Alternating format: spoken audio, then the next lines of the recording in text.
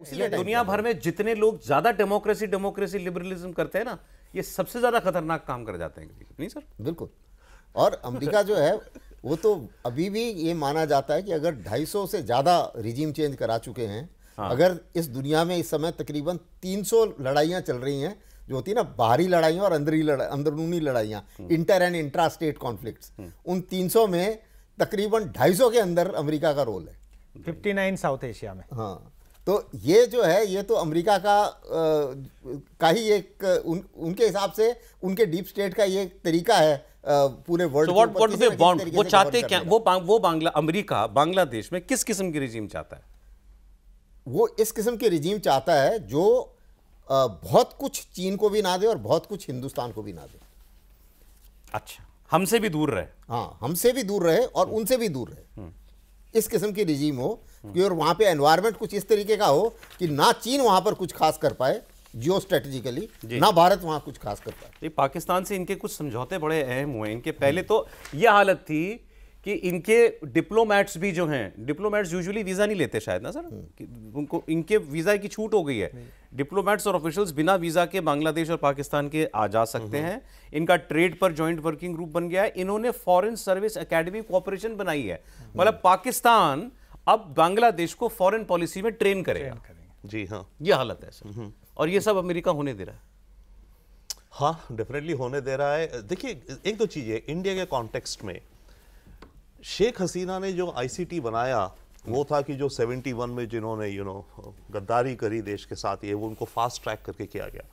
बांग्लादेश के अंदर ये जमात ने और रेडिकल इस्लाम्स ने ये स्टोरी बनाई कि ये शेख हसीना ने आईसीटी इंडिया के कहने पे बनवाया है, क्योंकि वो फिर पकड़ रही थी इन रेडिकल एक्सट्रीमिस्ट को, उनको फटाफट एलिमिनेट किया जा रहा था।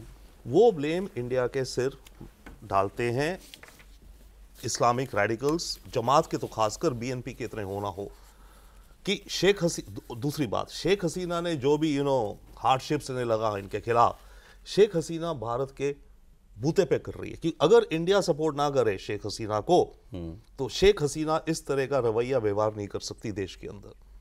उसके चलते एंटी इंडिया सेंटीमेंट भी बढ़ी है। वो एक फैक्ट है जो हम देख रहे हैं क्लियरली, नैरेटिव वॉर के अंदर। एब्सोल्युटली सर, नैरेटिव में वो ब्लेम करते हैं कि शेख हसीना ने ये करा, रेवोल्यूशन हुआ है जो भी हुआ है, राइट। और ये इसलिए हुआ क्योंकि शेख हसीना को इंडिया ने बैक करके खड़ा कर रखा था और इंडिया के कहने पे ये कुछ लोगों को एलिमिनेट भी करती थी, राइट। तो वो जहां तक रही बात पाकिस्तान की, वो जरूरी भी था सर, कई बार उनकी टेरिटरी से टेररिस्ट ऑर्गेनाइजेशंस ऑपरेट करती थी। नहीं, डेफिनेटली था, वो डिफाइंड थे, बट जो नैरेटिव बनाया उन्होंने अंदर देश के कि शेख हसीना है भारत के कहने पे कर रही है, हमारे एनएसए के कहने पे कर रही है, ओपन करते थे नैरेटिव, राइट।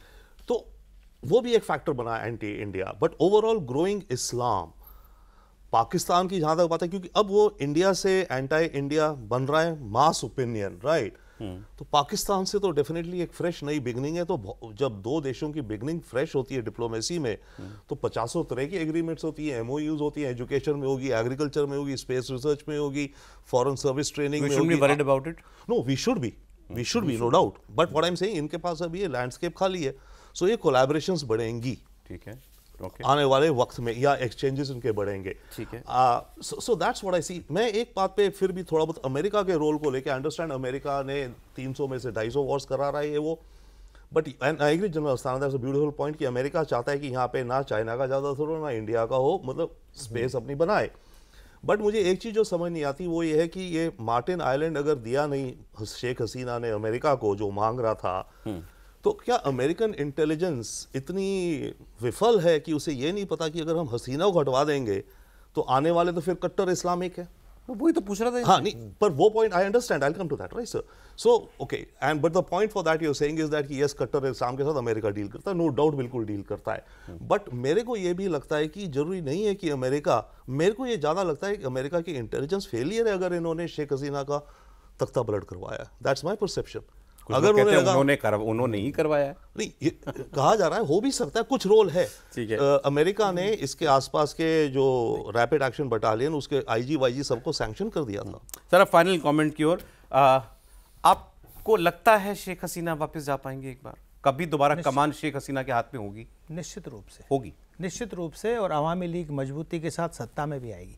अब वो किस एज में कि प्रधानमंत्री हो सकता है उनके बेटे को बना दे या कुछ वो भी, किसी कोई भी भी शक्ल में। अरेंजमेंट हो, शेख हसीना वापस जाएगी। लेकिन एक बात मैं यहाँ से लाता हूँ, पाकिस्तान और मुनीर का और मोहम्मद यूनुस का एक काम होने वाला है।